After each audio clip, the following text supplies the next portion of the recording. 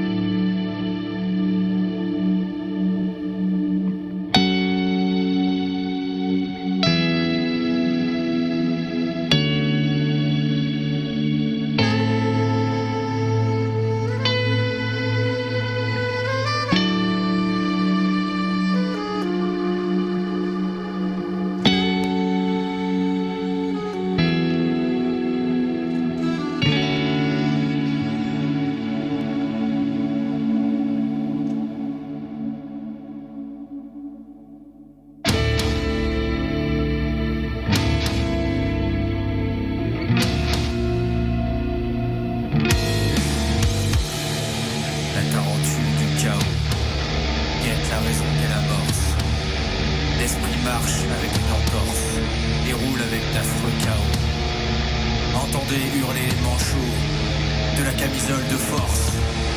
La tarentule ventule du chaos guette la raison qu'est l'amorce.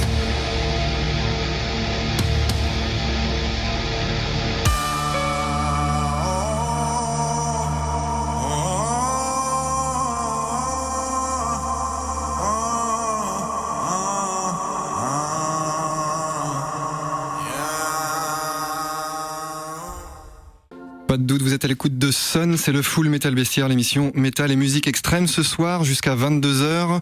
Bienvenue si vous nous rejoignez, on est avec le groupe, le membre du groupe sur les deux de Violence Mortuaire. Alors je te resalue Laurent. Salut. Donc on vient d'écouter un morceau de votre nouvel album, Post Chaos. Ce nouvel album s'appelle Ab Intestat. Est-ce que tu peux nous en dire quelques mots? D'abord, ce mot en latin, qu'est-ce que ça veut dire? Et puis, il faut rappeler que l'album précédent aussi était une locution latine, donc il y a quand même un goût particulier pour cette langue. Qu'est-ce que ça veut dire? Étant un homme de lettres et même un groupe lié à la langue française la plus pure et la plus savante, on voulait absolument utiliser la langue, le latin. Voilà, ab intestat. Alors en fait, ça se dit phonétiquement ab intesta, si on veut être stricto sensu. On est des puristes de la langue ici. Ouais, très bien. Et ça me va bien. En fait, ça veut dire mourir sans héritier. En fait, on voulait simplement, dans le premier album, faire état d'un homme qui traverse les étapes quand on décède. C'est gay, merci. Et dans le second album, Ab Intestat, on voulait évoquer un homme qui perd pied, qui va puiser de l'énergie dans les mauvais lieux, avec les mauvaises personnes, et qui va se perdre dans des religions, qui va se perdre dans des groupuscules, qui va se perdre dans des idées, dans des fantasmes et dans des choses qui lui font perdre pied. Et c'est comme ça qu'on a construit l'album. Alors on va en parler un petit peu plus en détail tout à l'heure.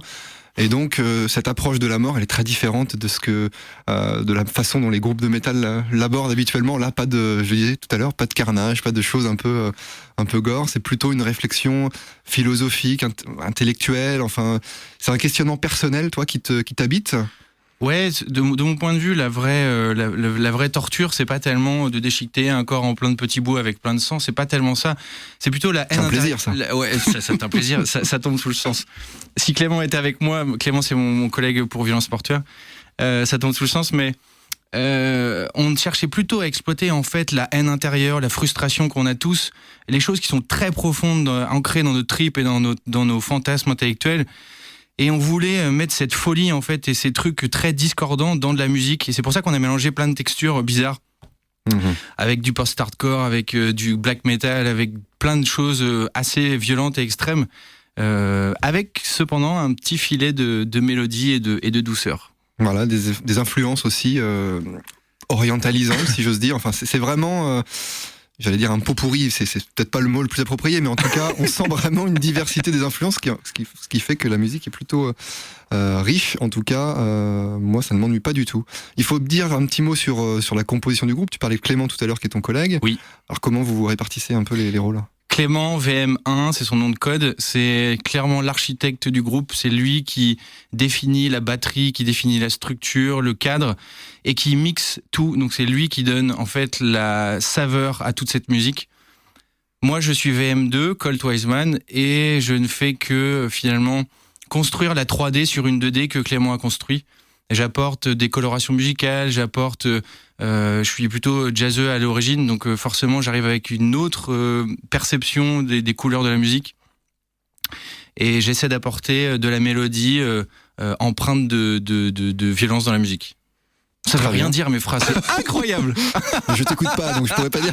Mais oui, mais personne n'écoute de toute façon. Tu serais surpris.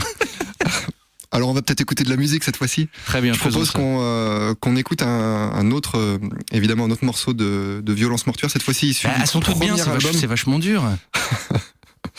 Issu du premier album, et puis on en reparle tout à l'heure. On écoute Post Tana. On y va. On va vous jouer un bon vieux rock. Bien rétro. Bon, attention les gars, c'est un riff de blues en si. Pour les changements, vous me regardez et vous essayez de me suivre.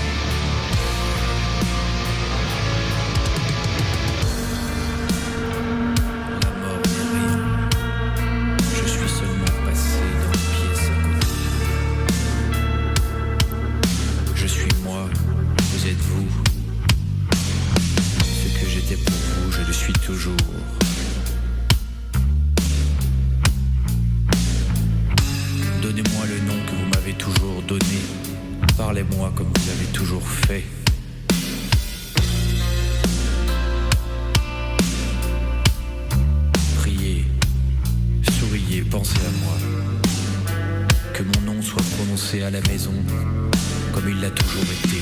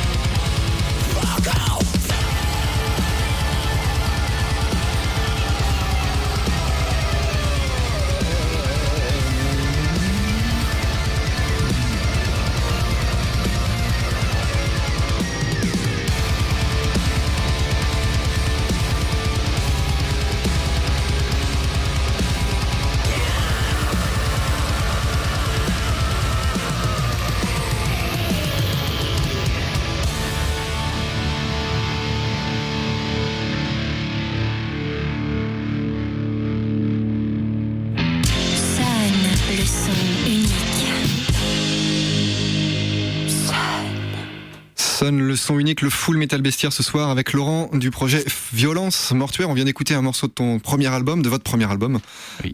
Post Tana. Alors moi j'aime bien revenir un petit peu en arrière. D'abord ce morceau je l'aime bien parce qu'on entend bien les influences black, tu en parlais tout à l'heure. Oui. C'est pas les seules influences que vous avez. Mais alors j'aime bien poser la question, justement, qu'est-ce qui fait qu'un groupe évolue d'un album à l'autre ? Est-ce que toi tu l'entends, cette évolution ? Quand tu réécoutes d'anciens morceaux, qu'est-ce que tu vois comme changement, à la fois dans la production, mais aussi dans la manière de composer, dans ce que tu veux dire, etc. Il y a pas mal de choses qui ont évolué en fait dans notre projet, dans le sens où, et d'une, le niveau technique a évolué chez Clément et chez moi.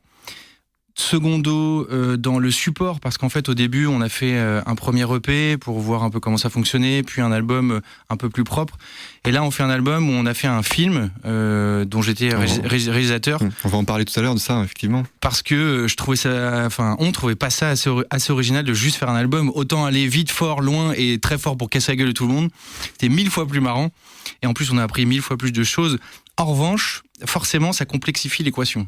Mais je sais pas, la vie est courte, je pense qu'il faut apprendre plein de trucs, aller faire des erreurs et se tromper et se casser la gueule. C'est ça qui est marrant en fait, et c'est ce qu'on retrouve dans Violence Mortuaire, c'est qu'il y a ce qui a évolué aussi, c'est il y a plus d'influence de d'autres cultures.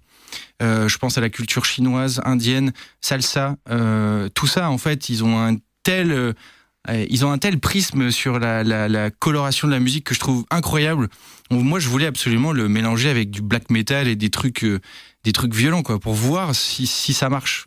Et on estime que ça a pas trop mal marché. Vous êtes plutôt content du résultat ? Oui, on est très content. Je partage cet avis, évidemment.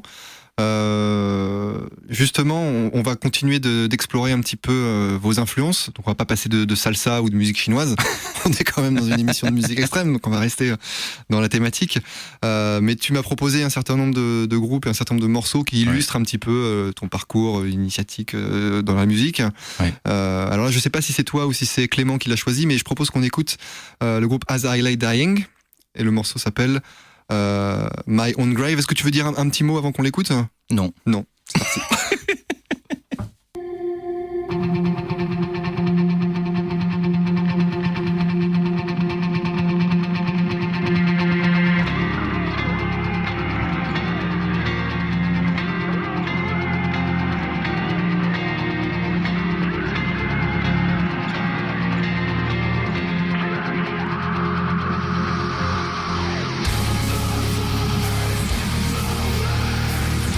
It's clear I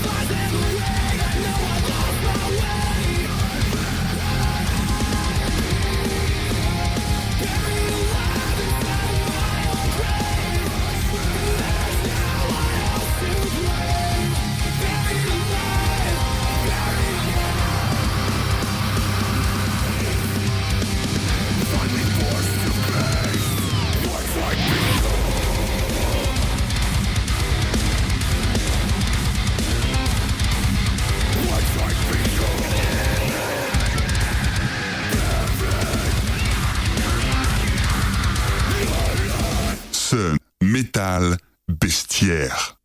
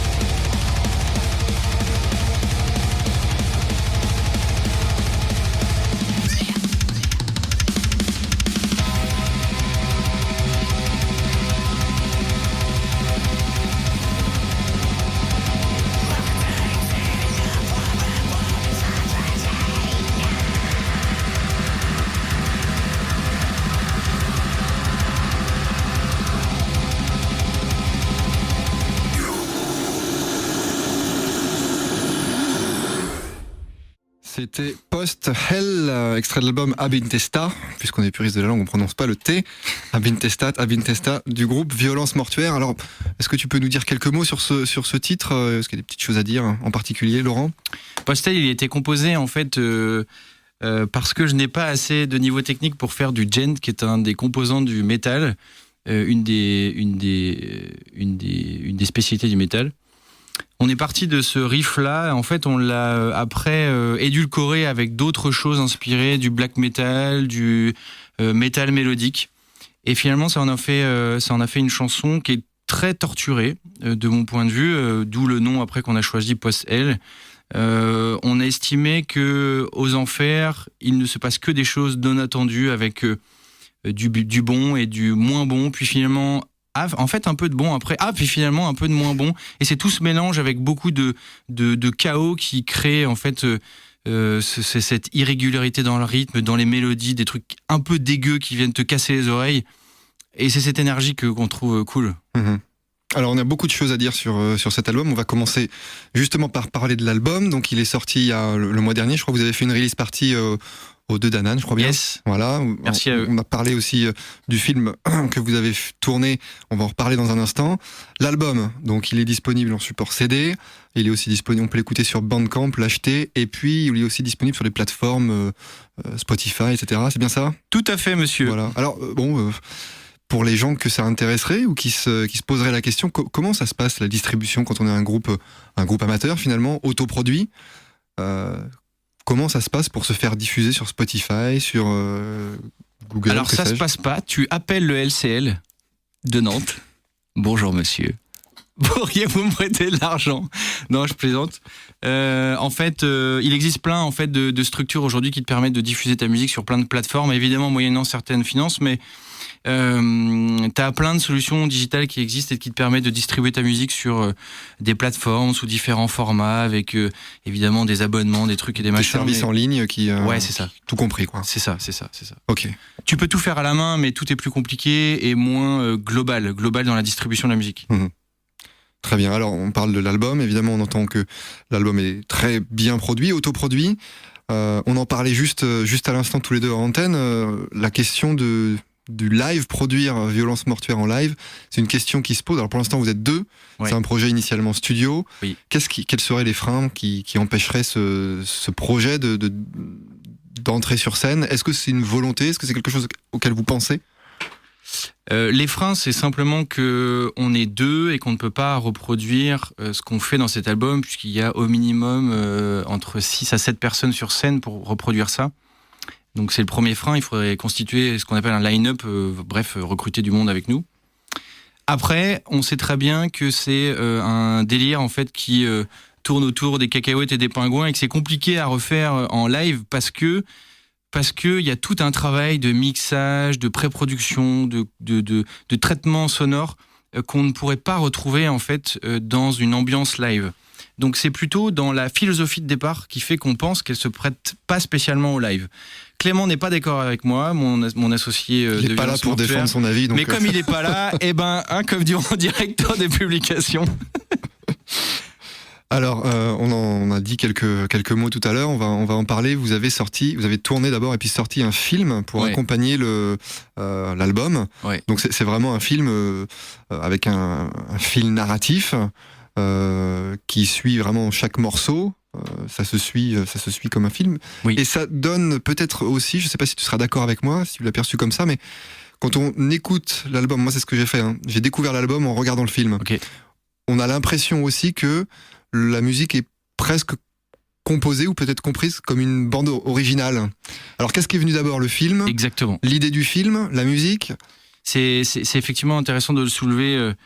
D'abord, c'est la musique. On a un groupe de musique. Moi, la réalisation, j'y connaissais rien. À Noël, on a tout appris sur le tas. Bref, on s'en fout comme quoi. Ça se sent pas du tout quand on voit le film. Merci, c'est gentil, mais ça reste amateur selon nous. Bien sûr. Oui, c'est la musique qui est le maître mot dans ce projet. Le film n'est là que pour illustrer les extrêmes de la musique. Et pas l'inverse. Dans la plupart des films, en fait, la musique, elle est faite là pour souligner les traits d'un personnage, les traits d'une situation. Nous, on a fait exactement l'inverse, parce que sinon c'est pas marrant. On a fait ça pour que ce soit intéressant, pour qu'on pour qu'on casse les codes. Les codes, si tu tapes progressive metal et expérimental black hardcore sur internet, je suis désolé, mais je trouve que c'est toujours les mêmes codes, c'est toujours la même chose. Et nous, on s'est dit, on va partir dans un truc qui n'a rien à voir, où on apporte plein de choses, plein de colorations musicales, plein de supports différents. Et pas tellement pour faire nos preuves, on s'en fiche, mais pour se dire, nous, on apporte un truc nouveau, quoi. Et alors, Un vent nouveau. À la fois dans l'écriture du scénario et puis aussi dans l'approche visuelle. Ouais. Quels ont été les maîtres mots, justement? Qu'est-ce qui a un petit peu conduit le projet? Moi, j'ai trouvé qu'il y avait quand même une volonté de formalisme dans l'image, avec beaucoup de plans très, très esthétiques sur les églises. Il y a une consultation chez le médecin à un moment. Il y a beaucoup de plans de coupe comme ça qui sont très formels. Alors, évidemment, ça accompagne de la musique, on n'est pas tout à fait dans un clip. C'est pas du tout ça. Mais il y a quand même des signes un petit peu qui indiquent que c'est pas uniquement une histoire qu'on raconte à travers le personnage qu'on suit, mais les images, comme des motifs dans la musique, peuvent aussi permettre d'interpréter des idées. En fait, cette musique, pour nous, c'est une descente aux enfers d'un personnage qui peut être toi, moi, n'importe qui l'écoute. Et le film devait... J'espère que ce sera pas moi. Parce que... Et ce film devait exprimer la même chose. On a choisi un personnage, Michael, qui est un copain au passage, et je trouve que c'était génial sa manière de jouer, d'intérioriser le scénario, parce que clairement je suis loin d'être un bon directeur d'acteur, et il a su en fait traduire ce qu'on voulait faire, sachant qu'il y a énormément de folie et d'incertitude dans tout ça. Et c'est ça qui était drôle en fait. C'est ça qui était drôle, j'ai dit à Michael à un moment, joue-moi le chaos. Comme dans toutes les vidéos sur internet que tu peux taper, ou parodie d'acteurs, ou je sais pas quoi. Et des fois, je trouve qu'il y a des trucs qui sont pas mal. Ils sont pas mal du tout. Eh ben, j'invite les auditeurs à se rendre sur YouTube. On a partagé le lien de la vidéo sur la page du Full Metal Bestiaire, que je vous invite aussi à liker. On va écouter un autre morceau issu de ton album, de votre album Violence Mortuaire. Ce titre, c'est Post Religious. On reparle de tout ça juste après.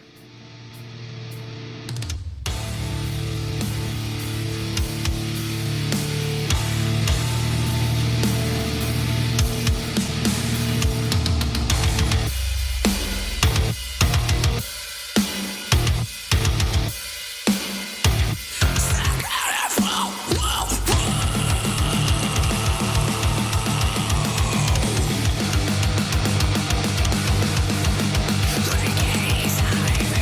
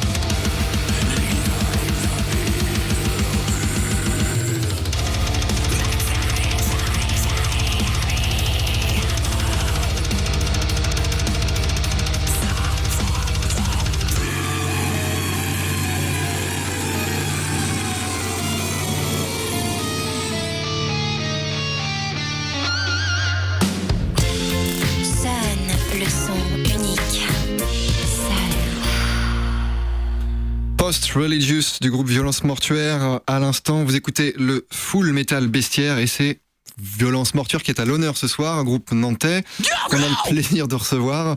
L'ambiance est chaude. Je suis un peu inquiet parce qu'on est tous les deux dans le studio. Qu'est-ce qui va m'arriver ? Post-Religious, donc évidemment, c'est un groupe de métal, donc on parle de la mort, on parle du religieux, etc. On parlait à l'instant du film que vous avez sorti, on va en dire quelques mots quand même, il y a beaucoup de choses à dire. La religion, c'est une chose qui est très très prégnante dans ce film. Le protagoniste va beaucoup à l'église, alors moi je me suis un peu interrogé, évidemment tu disais tout à l'heure que c'est une descente aux enfers. Qu'est-ce qui lui arrive à ce monsieur ? Quel mal l'habite ? Et qu'est-ce que ça indique sur tes propres angoisses à toi, qui a écrit le scénario ? Effectivement, le scénario est inspiré de sentiments et de postulats très personnels. C'est-à-dire que j'estime qu'on a tous en nous des peurs face à la mort. En tout cas, moi, elle est très, très, très, très, très, très, très, très, très, très présente. Et elle s'est exprimée de différentes manières depuis mon plus jeune âge. Et elle s'exprime dans différents moments de vie. Et c'est ça que je voulais que je voulais mettre dans ce scénario, c'est quelqu'un qui a un cadre bien établi, confortable, et qui a finalement une vie de bon cadre, de bon père de famille, tout va bien. Et en fait, avec quelques doutes, tout ça va se déconstruire en quelques jours, quelques semaines. Il va aller chercher des réponses dans son cadre religieux, qu'il va pas trouver évidemment. Il va y avoir des choses qui vont se passer dans ce cadre religieux. Il va aller chercher des réponses ailleurs, dans l'alcool, dans la drogue. Une espèce de secte aussi. Ouais, dans une secte aussi, qui n'a pas de nom. Enfin, si, Horus, en l'occurrence, c'est le nom que je lui ai donné. Et tout ça, cette descente aux enfers, j'y reviens, elle est ultra capitale parce que le fil rouge de cette musique, c'est la folie, c'est la descente aux enfers, c'est le chaos. Et il fallait que le personnage pète un câble et devienne complètement taré. Ça t'arrive, toi, de péter des câbles ? Non, c'est personnel comme question. Oui, bien sûr. Alors moi, je me pose la question, parce qu'évidemment, on parle de la mort. Souvent, ce qui angoisse dans la mort, c'est pas tellement le moment, parce qu'on souffre assez peu, finalement. Enfin, ça peut arriver, mais c'est l'après. Alors, soit la peine des gens qu'on laisse derrière soi, ou bien l'après, est-ce qu'il y a un au-delà, etc. Et dans le projet Violence Mortuaire, cet après, ça ressort par le post. Tous les titres, tous les morceaux s'appellent post quelque chose. Oui. Donc ils indiquent à la fois ils sont une indication de ce qu'il y a après la mort, mais aussi de ce qu'il y a après le chaos. Le chaos dans cette musique, en fait, il est fait pour exprimer le fait qu'on ne veut pas avoir de regrets. Je ne veux pas me dire sur mon lit de mort, je regrette de ne pas avoir fait ça, ça ou ça. Au moins, Violence Mortuaire, le projet, ça sera fait. On aura mélangé plein de colorations musicales et on aura trouvé ça cool, on aura kiffé, comme disent les jeunes. Non, derrière ça, en fait, toutes les chansons ont post, effectivement, parce que c'est notre interprétation de ce qui se passe après. C'est la postmodernité aussi. Oui, si on veut. C'est le courant si on veut. artistique. Vous dépassez le genre métal. Oui. Vous êtes dans une démarche postmoderne, on pourrait dire. Oui, si on veut, oui. Bon. Revenons à des choses plus concrètes. Le film, il a été tourné avec un iPhone, tu disais ? Ouais, j'ai tout tourné à l'iPhone. Bravo, belle prouesse technique. Et puis, moi j'aime bien parce que il y a des endroits qu'on reconnaît. Il est très local, ce film. Il est bien fait ici, fait maison quelque part. Bien sûr. Et donc il y a beaucoup de plans de Nantes. Vous êtes sur la côte aussi, donc il est très ancré dans notre région. Et ça, c'est bien. Ouais, il est ultra made in France, beaucoup Bretagne, beaucoup Nantes, quelques églises autour de Nantes, et puis un petit peu en Europe, dans différentes îles dont je vais pas donner le nom, mais qui donnent un peu de chaleur en fin de film, parce que ce film est quand même assez chaotique. On voulait à la fin, faire donner un peu d'espoir aux gens, tout simplement. Le happy end. Le feel good movie. Ouais. Bah d'ailleurs, tout est dans le titre, hein, Violence Mortuaire. Je pense que là, on est à fond dans l'espoir, quoi. Ouais, c'est ça. Omar Sy était intéressé, je crois, pour jouer dedans. Mais ouais, il m'a contacté. Je lui ai dit, écoute Omar, ça suffit. Tu me relances toutes les 5 minutes avec tes SMS. Non, ça va. Bon, on va écouter un dernier morceau de cet album, Ab Intestat, votre deuxième album. Après, comment s'appelait le premier ? Quidam. On écoute Post Memories.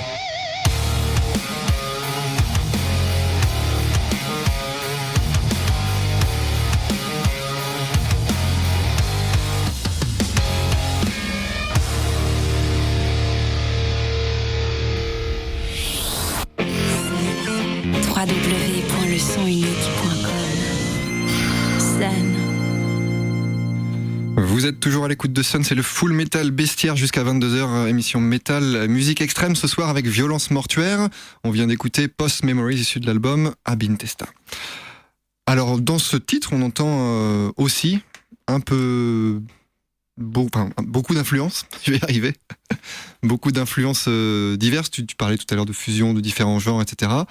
Il y a quelque chose qu'on n'a pas entendu ici mais qu'on entend dans d'autres titres, c'est les différentes influences littéraires.